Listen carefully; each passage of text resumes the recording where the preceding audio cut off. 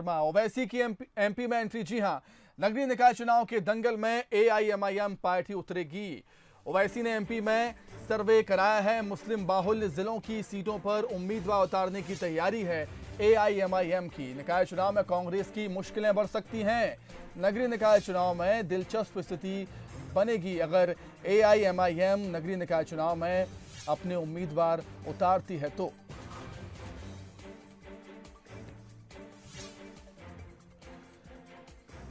ओवैसी की एमपी में एंट्री। जी हां, नगरीय निकाय चुनाव के दंगल में एआईएमआईएम उतरेगी। असदुद्दीन ओवैसी अपनी पार्टी को नगरीय निकाय चुनाव में उतारने जा रहे हैं। ओवैसी ने मध्य प्रदेश में सर्वे भी कराया है। इसके लिए मुस्लिम बाहुल्य जिलों की सीटों पर उम्मीदवार उतारने की तैयारी में है पार्टी। निकाय चुनाव में कांग्रेस की से मुश्किलें बढ़ सकती हैं और नगरीय निकाय चुनाव में इससे दिलचस्प स्थिति बन सकती है। तो अगर ऐसा होता है तो क्या कुछ समीकरण बनेंगे, उसे समझने के लिए हम सीधे बातचीत करेंगे हमारे विशेष संवाददाता विजय मार्गे से। विजय, अगर एआईएमआईएम नगरीय निकाय चुनाव में अपने उम्मीदवार उतारेगी तो क्या कुछ समीकरण बनेंगे और किसको फायदा होगा, किसको नुकसान होगा?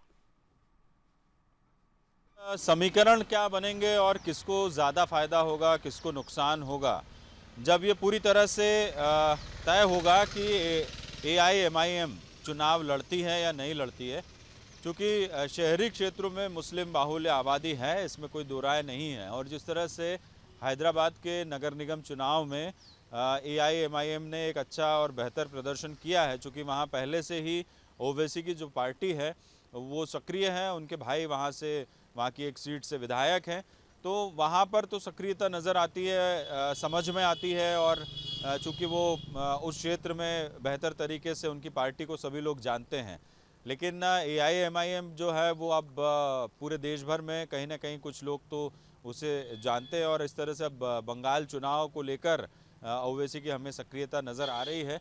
तो कुल मिलाकर यदि ऐसा होता है तो फिर जो दोनों दल हैं, चाहे वो बीजेपी की बात करें या कांग्रेस की, फिर वो अपने तरीके से रणनीति बनाएंगे। लेकिन सुमित, मध्य प्रदेश का जो इलेक्शन का हम तासीर देखें तो यहाँ केवल 2 पार्टी सिस्टम रहा है, चाहे वो कोई भी इलेक्शन हो, चाहे हम लोकसभा चुनाव की बात करें, विधानसभा की बात करें या फिर नगरीय निकाय चुनाव की बात करें। तो मध्य प्रदेश की जो जनता है वो 2 पार्टी सिस्टम पर भरोसा करती है, यानी बायपोलर पॉलिटिक्स होती है। यहाँ पर केवल 2 पार्टियाँ जो है, चाहे वो बीजेपी हो या कांग्रेस हो, ये 2 प्रमुख दल हैं और इन्हीं में से जनता की चॉइस रहती है।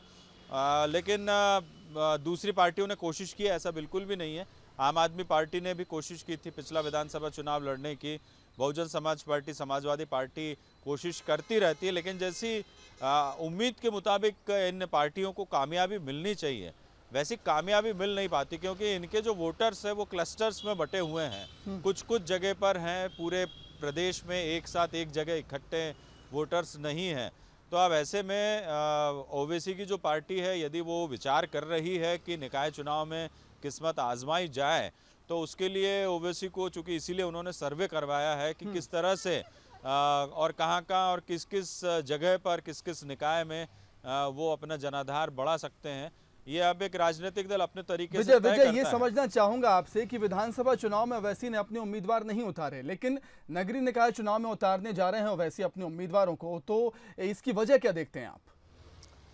देखिए, किसी भी दल को एस्टैब्लिश, खुद को यदि उसे अपना जनाधार बढ़ाना, एस्टैब्लिश करना है, तो सबसे पहले नगरीय निकाय चुनाव जो है वो एक प्रारंभिक सीढ़ी माने जाते हैं किसी भी राजनीतिक दल के लिए, क्योंकि इसमें आपका सीधा जनता से संपर्क होता है।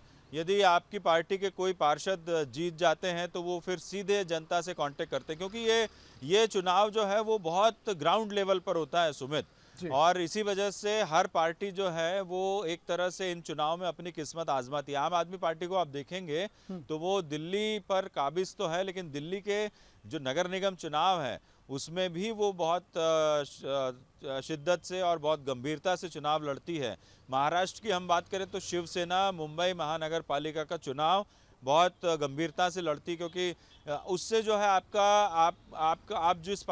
जो जनाधार बनाना चाहते हैं तो कम से कम जनता तक आपकी पहुंच बढ़ती है। एक राजनीति का ये फिनोमेना हम कह सकते हैं एक पार्टियों का, जनता तक कैसे पहुंचा जाए। तो इसी वजह से शायद नगर निगम या नगरीय निकाय चुनाव में पार्टियां जो है वो अपनी दांव लगाती है, किस्मत आजमाती है। ठीक है विजय, आपका बहुत शुक्रिया तमाम बातचीत के लिए, हमारे साथ जुड़ने के लिए। तो असदुद्दीन ओवैसी अपनी पार्टी AIMIM को उतारने वाले हैं नगरीय निकाय चुनाव में। उम्मीदवार उतार सकती है पार्टी, और इसके लिए ओवैसी ने मध्य प्रदेश में सर्वे भी कराया है। तो निकाय चुनाव में कांग्रेस की मुश्किलें बढ़ सकती हैं, ऐसे संकेत मिल रहे हैं अगर AIMIM अपने उम्मीदवार मैदान में उतारेगी नगरीय निकाय चुनाव में। और अगर ऐसा होता है तो नगरीय निकाय चुनाव दिलचस्प होने वाले हैं।